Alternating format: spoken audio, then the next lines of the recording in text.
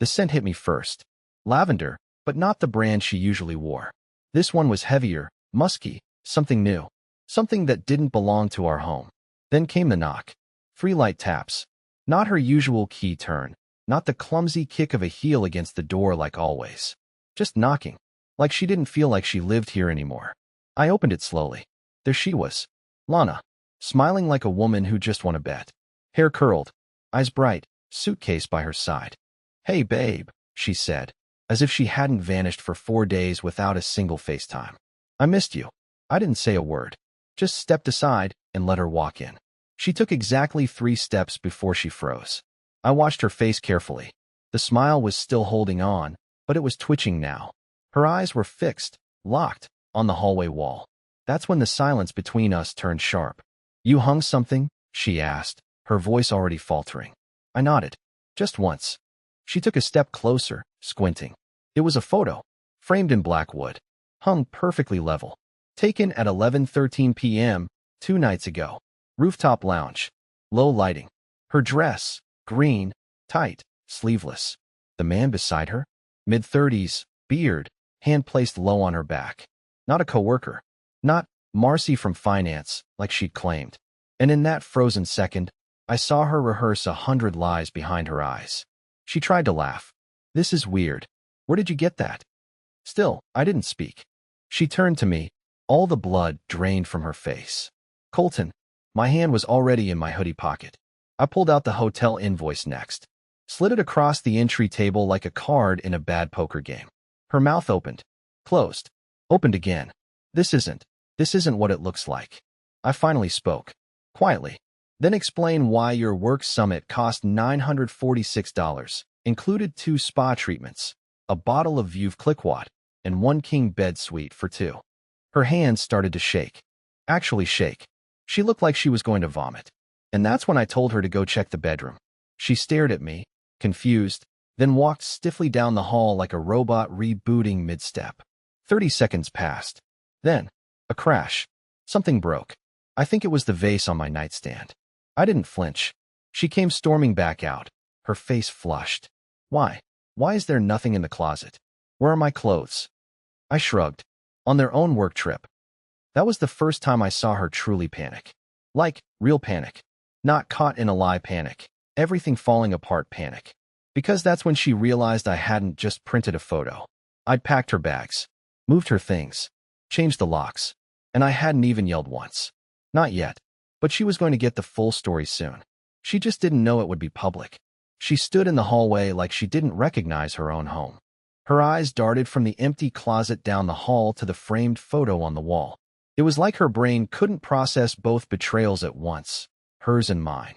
She reached out to the doorframe, steadying herself, and said, "You seriously moved my stuff without even talking to me?" I should have laughed. I should have screamed. Instead, I just stared at her, mouth dry, hands stuffed in my hoodie pocket to stop them from shaking. "I tried talking, remember? You were too busy in back-to-back meetings. Or maybe just too busy. On someone else's lap." Her face twisted. "That's not fair." But her voice cracked right in the middle. "I was going to tell you." "When?" I interrupted. "Before or after your next conference? Before or after you brought him here while I was at work?" Her eyes widened a little too much at that last part. "Yeah, I'd found the security cam footage. That was going to be part of my finale, but she didn't know that yet." I walked past her, slow and quiet, and headed to the kitchen. I needed something, anything, to ground myself. I opened the fridge, pulled out a half-full bottle of iced tea, and took a long drink even though it tasted like cardboard. Meanwhile, I could hear her pacing, her boots clicking on the wood floors that I had sanded and stained last spring while she was networking in Chicago. She finally followed me in, folding her arms tight across her chest. "So what is this? You punish me? Humiliate me? Make me come home to an empty closet and a printed picture? You think this fixes anything?" My head snapped toward her, faster than I meant to. "You think this is about fixing something?" My voice was rising. Finally, the dam starting to crack. "You left for 4 days and couldn't be bothered to call. Not even a check-in. But he got photos. He got late-night messages. He got your real laugh. I got auto-replies and lies." She flinched, and for a moment, just a second, I saw it. Not guilt. Not regret. Rage. Like I was the one who had done something unforgivable. I didn't cheat, she said suddenly, too quickly, eyes darting again. We talked, okay? We had drinks, and I messed up, but I didn't sleep with him. That line, that exact line, it hit me like a punch to the ribs. Because I had read that same phrase, word for word, in one of her emails. Not sent to Jay, no. Sent to her best friend, Marnie. A week ago. Colton suspects something. If he finds out, I'll just say we didn't sleep together. She was reading from the script, and she didn't even know I'd already read the whole play. So I just turned away, opened the drawer beside the sink, pulled out an envelope, and slid it across the counter. She didn't touch it. What is that? She asked. You'll want to open it before you say another word. She hesitated, then slowly opened the flap. She pulled out the first sheet, a printed transcript of her hotel keycard logs. Every time it opened that room, both her card and the second card, issued to Mr. James Monroe. Same room, same hours, every night. She blinked down at it, said nothing, just breathed harder and harder through her nose. I work in IT, I said softly. But you already knew that. What you didn't know is how much I learned just trying to believe you. She set the paper down like it was burning her hand. And still, she didn't deny it. But I wasn't done. Not by a long shot. She just stood there, breathing through her teeth, her hand still hovering near the counter like she couldn't decide whether to grab the paper again or burn it. I watched her eyes bounce across the kitchen, like she was looking for something, anything, to anchor herself. Like maybe if she found the right lie fast enough, she could reverse time. I didn't know you were this paranoid, she finally muttered, and I actually laughed. Not because it was funny, but because of the desperation behind it. That's what she was reaching for. Paranoid? I leaned against the sink, arms folded. Paranoid would have been thinking something was off and checking your texts. I waited. I waited through 4 months of cold shoulders and fake apologies. I waited while you got better at covering your tracks. She opened her mouth, but I wasn't done. And you know what finally made me check? I continued, voice shaking now, not from anger, but from whatever emotion sits between humiliation and heartbreak. It was a freaking perfume bottle. Not even yours. You left it in your carry-on. Bright red. A brand I've never even heard you say out loud. So I Googled it. She flinched again, barely. It's unisex, I said, but mostly sold to men. Know how I know? I called the boutique. They only sold 2 bottles of that scent last week, and one was to a Mr. James Monroe. Guess where it got shipped? The same hotel where you stayed. She was pale now. Not just shocked, cornered. But still, she kept going. You're overreacting, she said softly, and I could hear the tears threatening to come. Colton, it wasn't serious. It was a mistake. No, I snapped, stepping forward. Serious is sleeping with someone once. What you did was premeditated. You lied. You bought outfits for him.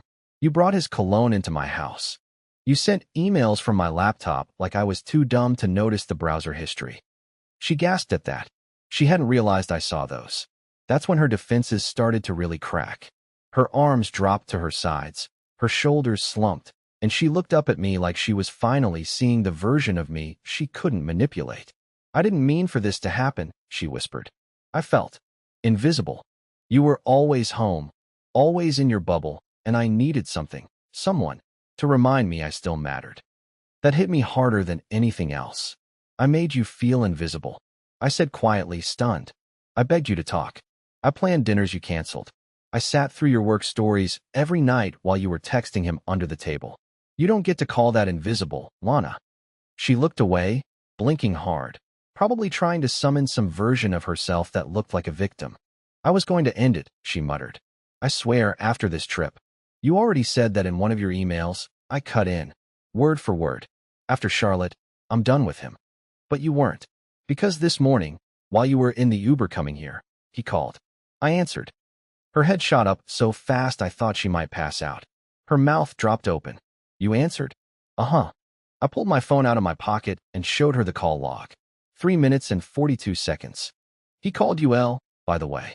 Said he hoped you were wearing the green dress when you got back. Said he missed your voice. Silence. Deafening, suffocating silence. Then, she did what I didn't expect. She sat down, right there on the kitchen stool. No sobbing, no screaming, just stillness.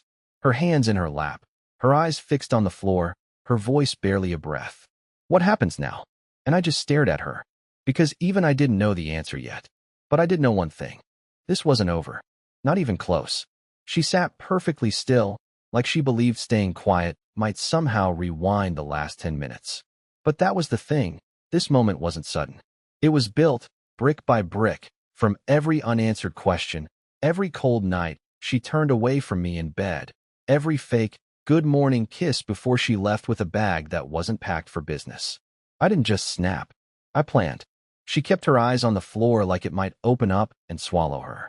I never meant to hurt you, Colton, she whispered. Yeah, well, I muttered. Intent doesn't erase impact. And you didn't just hurt me. You humiliated me. She blinked fast like she was trying not to cry, and I hated that it still got to me. That part of me still twitched every time she looked like she was breaking. But I wasn't going to let her tears wash away what she did. I gave you space, I said slowly. I let you grow. I stayed out of your way when you said you needed independence. I even convinced myself that our lack of intimacy was a normal part of long-term marriage. And you, I shook my head, voice cracking. You were out there playing soulmates with someone who couldn't even spell your middle name. Her jaw tightened. It wasn't like that. No. I walked over to the dining table and picked up another envelope I'd placed there earlier, the one she hadn't noticed yet. I tossed it in front of her. That's your version of not like that. Read it. She didn't move at first. Then, slowly, like her hand weighed 100 pounds, she opened it. Inside was a set of printed screenshots. Messages. Dozens. From a burner email she forgot to log out of. One she used to coordinate meetups with him. Sweet little notes. Inside jokes. One thread even included a song playlist titled For Us, Private. She read them. All of them. And with each page her shoulders sank further. But the worst part? I wasn't even angry anymore. Just hollow. You were having a second relationship, I said quietly. Like a real one. A whole secret chapter while I was still stuck in the prologue wondering why you didn't want to look me in the eyes. I wanted to tell you, she whispered finally. I swear I did. But I kept thinking it would pass. That it was just a stupid phase. Stupid phases don't come with matching tattoos, I snapped. Her head jerked up. What? Oh yeah. She didn't know I knew that part. The one on her lower back she'd gotten during a wellness retreat last month. I only found out because the tattoo artist posted a photo of her on their Instagram story. She was tagged by accident. But there she was. A tiny crescent moon wrapped in the initials J+L. That was the moment I knew I wasn't imagining any of it. Didn't expect me to find that, huh? I asked. You don't even believe in tattoos. You made fun of my cousin's ink for years. But you went and got his initials on your skin? She looked shattered now. Fully. But she still tried to speak. It wasn't real, she said. It was a stupid, dramatic thing. You marked yourself for him, I said, nearly choking on the words. And you expect me to believe it wasn't serious? There was a pause. Then the last lie fell apart. I loved him, she whispered. Not past tense. Not thought I loved. Not was confused. Just, I loved him. The world stopped. The fridge hummed behind us. Outside, a bird chirped like it was any normal afternoon. But nothing was normal now. And as I stood there, staring at the woman who once promised forever to me, I realized something sharp and clear. She had no idea what I was about to do next. I stood there, watching her. My wife. The woman who once asked me to slow dance in our kitchen at midnight because it felt like a movie. Now she was just sitting in the same spot where we used to laugh over burnt pancakes, whispering that she loved someone else. Not past tense. Not some drunken mistake. She loved him. And she told me to my face like it was inevitable. She must have thought I'd yell. Or cry. Or maybe storm out and slam the door. Like in those dramatic breakups in the shows she binged when she didn't want to talk to me. But I didn't do any of that. I sat down across from her and slid my phone onto the table, screen side up. Quiet. Calm. I could see the confusion flicker in her eyes. She knew that phone held something. Something big. Something I wasn't supposed to have. What's that? She asked, voice brittle. I didn't speak. I tapped once. The screen lit up, an audio file. Titled, James Call Full. M4A. Timestamped from just 3 days ago. She froze. You recorded? No, I interrupted. He did. I hit play. And there it was. His voice, clear as daylight. Smug. Arrogant. Talking to someone, another man, apparently. Bragging about stealing a married woman. Laughing about how easy it had been. My blood still boiled when I heard him say, "Her husband? Clueless. She said he still packs her lunch. Poor guy thinks she's just career-focused." Her face went ghost white. "I found his private podcast," I said. "Apparently, James and a few of his college buddies run a little locker room-style audio diary on the dark web. Nothing public, nothing big, but it's out there. And in the latest one, he decided to make you the star." She didn't even blink. "He called you his side project. He said, and I quote, 'She thinks it's real. But I'm just using her to land a promotion. Sleeping with the regional director has its perks.'" Still nothing, not even a gasp. I leaned in a little, lowering my voice to just above a whisper. "He never loved you, Lana. You were a ladder, and I'm the doormat he stepped on to reach you." Her lip trembled. I could see the cracks now, real ones. Not the fake regret she tried earlier. Not the defensive posture she always used when she was caught. This was different. "I didn't know," she said, barely audible. "He told me he left his girlfriend for me. That you were nothing to him." I cut in. "And you gave him everything. Your loyalty, your time, your body. You gave him what you promised me, and he laughed about it with his friends." Tears started spilling now. The kind you can't fake. She tried to wipe them quickly, but they kept coming. But I wasn't there for her tears. I was there for the truth. For the first time in months, I held the power. Not through revenge. Through clarity. "Why didn't you just tell me?" I asked, exhausted. "Why not end it before it turned into this circus?" She shook her head slowly. "Because I didn't want to be the bad guy." I actually laughed. Not because it was funny, but because it was the most honest thing she'd said all day. She didn't want to look like the villain. So instead, she played the victim in her own drama while stabbing me in the back. And now? Now she was left with a man who never wanted her, and a husband who was done begging to be seen. I stood up and took the phone with me. No more yelling. No more guilt tripping. No more scenes. I had one last thing to prepare. Because if she thought this was the end of the fallout, she hadn't seen what I was posting next. When I left the kitchen, she didn't follow right away. I think she knew the air between us had changed permanently. Not just because of what I said, because of how I said it. I wasn't raising my voice anymore. I wasn't pleading for honesty or apologizing for noticing what was obvious. I was calm, colder than she'd ever seen me. And that terrified her more than any shouting ever could. I walked straight into the home office. She always called it my man cave, even though all it had was my desk, a dusty bookshelf, and the same IKEA lamp I bought 5 years ago when I still believed we were building something solid. I sat down, opened my laptop, and pulled up the folder I'd labeled Lana, just in case. Yeah, I made the folder weeks ago. Not because I planned to use it, but because part of me knew I might have to. It had screenshots, emails, photos, audio backups, even receipts. Every piece of the puzzle, organized in neat little subfolders. Not to ruin her life, just so she couldn't twist mine anymore. I was already signed into Reddit. My throwaway account was open. Username, left in plain sight 42. That detail still makes me laugh, honestly, because so much of her betrayal was left in plain sight. She just counted on me being too stupid or too loyal to put it together. Before I could even finish writing the title of the post, I heard her voice down the hall. "Colton," she called, shakier now. "What are you doing?" I ignored her and kept typing. Just the headline took all the air out of my chest. My wife came home from a work trip smiling, until she saw what I framed on the wall. The first line was already forming in my head. She appeared in the doorway a second later. Her mascara was smudged. Her mouth opened like she had a speech planned, but she froze the moment she saw the screen. "You're not seriously doing this." "Why not?" I said without turning. "You made the choices. I'm just documenting the consequences." "Colton, please." She came a few steps closer, almost tripping over the carpet. "Look, I know I messed up, but this is permanent. Once you put it online, people won't forget. My job is the same job you risked by sleeping with someone 3 rungs below you in the org chart." I snapped, spinning in my chair. "And he still dumped you like an expired coupon." She flinched. I saw the pride in her collapse. "I don't care about your company, Lana," I added. "I care about how you gaslit me while you built a second life. I care about how you weaponized my loyalty. And I care about telling the truth before you get to rewrite it." She looked stunned, like the version of me she knew had disappeared overnight. But it wasn't sudden, it was earned. Brick by brick. Just like her lies.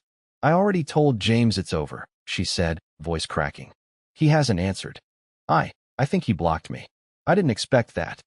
I tilted my head. You thought your affair partner would be your safety net.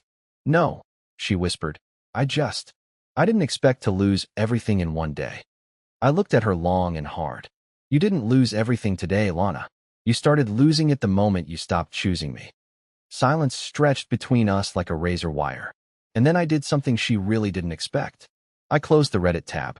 She blinked. You're not posting it. Not yet, I said. Because there's one last thing you need to see. And I want your full attention when I show it to you. Her expression shifted. Nervous now. Guarded. What? What thing? I leaned back in my chair, crossed my arms, and smiled for the first time in weeks. Let's call it the real final straw. One that you never saw coming. I watched her face as I opened the drawer slowly, deliberately. Her breath caught like she already knew whatever was coming next wasn't going to save her. It was going to finish her. I pulled out a plain manila envelope, the kind you see in old crime dramas, and laid it flat on the desk between us. She didn't reach for it. She just stared, as if it might burst into flames. I wasn't going to open it, I said quietly. Swear to God, I told myself I wouldn't. That it was better not knowing. That if I didn't look, I could still believe parts of our life weren't poisoned. That maybe I didn't lose everything. Her lip trembled. Colton, what is it? It's the insurance packet, I said. The one your company mailed here by mistake. Her eyes widened instantly, and I saw the panic bloom again. She tried to cover it with confusion, shaking her head slightly. I don't. What does that have to do with anything? You added someone, I said, my voice so calm it surprised me. To your emergency contact list. A few months ago, when they did that HR update, they sent the wrong packet. I opened it without reading the label, thinking it was mine. Her knees nearly gave out. She grabbed the doorframe for balance. I thought maybe it was your mom, I continued, almost numb. Maybe Marnie. But nope. It was him. James Monroe. Listed as your secondary contact. Home number. Cell number. His address. I didn't mean anything by it, she whispered, her voice all but gone. It was just a form. I didn't think. Exactly, I said, standing now. You didn't think. You just did. Like everything else. She looked like she might throw up. You made him the person to call if something happened to you, I said slowly. Not me. Not your husband. Not the guy you promised your life to. You picked him. Tears were falling now. Real ones. Messy, broken, too late tears. But I didn't move to comfort her. I'd comforted her through things she never deserved comfort for. I was done bleeding just to make her feel warm. I only did it because you were distant, she said suddenly, desperately. You were always buried in your computer, always quiet. I didn't feel like I mattered anymore. That one nearly made me laugh. Bitter and sharp. I was quiet because I was hurt, Lana, I said. Because every time I looked at you, I saw someone slipping away. And I didn't want to grab too tight and make it worse. But you already let go. She shook her head like she wanted to take everything back with motion alone. I was scared, she whispered. So was I replied. I slid the envelope closer to her. I didn't post your story online. Not yet. But I think you should read everything in here and ask yourself if you even know who you've become. She hesitated, then finally reached out and pulled the flap open. Inside, not just the insurance packet. I had printed every one of her deleted messages to James that the server auto-backed up. Thanks to a syncing tool she forgot was still running on our shared cloud drive. The texts where she mocked our marriage. The ones where she called me clingy. The one where she joked about how easy it would be to break away clean. And then the photo. The last one I found. The one that wasn't on her phone or laptop or in any folder. But I dug deep enough. She must have thought she deleted it forever. It was her. In our bedroom. Wearing nothing I'd ever seen before. Taking a mirror selfie while he lay in our bed. Sleeping. In my spot. She stared at the photo for so long I thought she'd gone catatonic. Then she finally whispered, I don't even recognize myself anymore. And I said, neither do I. That's why you don't live here anymore. She didn't argue when I said it. Not like before. No fake outrage. No last-minute plea to fix what was already dust. She just nodded slowly, hands trembling around that envelope like it weighed 1,000 pounds, and whispered, okay. It wasn't surrender. It was something sadder. A realization. She walked toward the door like she didn't want to take another step, but knew she had to. And maybe for the first time in a long time, I didn't stop her. I didn't beg. I didn't break. I didn't ask her to stay and pretend. She opened the door, turned around one last time, and looked at me like she was seeing a version of me she never bothered to understand. I did love you once, she said through tears. I didn't reply, because once doesn't mean always. And sometimes, once is just the lie we tell ourselves so we can sleep at night. The door closed behind her. The silence that followed wasn't hollow. It was still, gentle. I stood in the living room, staring at the empty spot where her shoes used to be, and felt something unfamiliar press into my chest. Relief. For the first time in over a year, there were no secrets in my house. No checking over my shoulder. No wondering why her phone was face down. Just me, and the truth, and a quiet that didn't hurt. Over the next few weeks, I cleaned. Not just the physical stuff, though God knows I filled 4 trash bags. But emotionally, too. I blocked numbers. Took down photos. Donated her things. I opened the windows. Let light into the rooms we used to keep shut. And then one day, maybe a month after it all came crashing down, I found myself laughing. Not at her. Not out of bitterness. Just laughing. Watching an old comedy. Eating cereal out of the box. Legs on the coffee table like a slob. And I realized I was okay. A few months later, I met someone. Not someone perfect. Not a fairy tale. But someone real. Her name's Elise. She loves dogs, hikes in mismatched socks, and doesn't flinch when I talk about what happened. She knows I come with baggage, but she also sees how far I've carried it by myself. And me? I've stopped apologizing for caring too much. For trusting. For loving someone who didn't love me the same way back. Lana reached out once. Just one time. A short message. I saw your post. I understand now. I didn't reply. Some stories don't need sequels. Some endings are the best part. And this was mine.